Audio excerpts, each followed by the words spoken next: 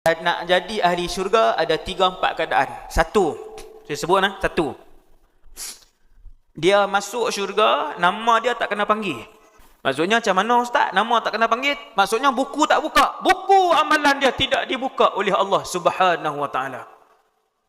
Subhanallah, mulianya dia ustaz. Ya, di mahsyar kelak ketahuilah di kalangan umat Rasulullah sallallahu alaihi wasallam, sebahagian daripada mereka masuk syurga, buku amalan pun tidak dibuka.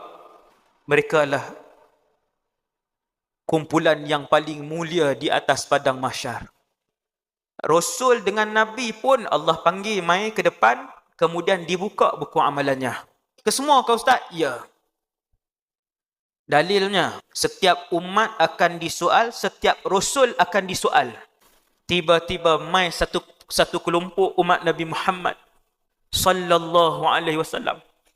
Nabi panggil umat dia hak special ni, bukan semua hak special. Mai ke depan, jom kita nak masuk syurga. Mereka lah kumpulan yang masuk syurga. Timbang amalan pun tak kena, neraka pun tak masuk. Ini kumpulan pertama. Boleh berdoa tak? Boleh.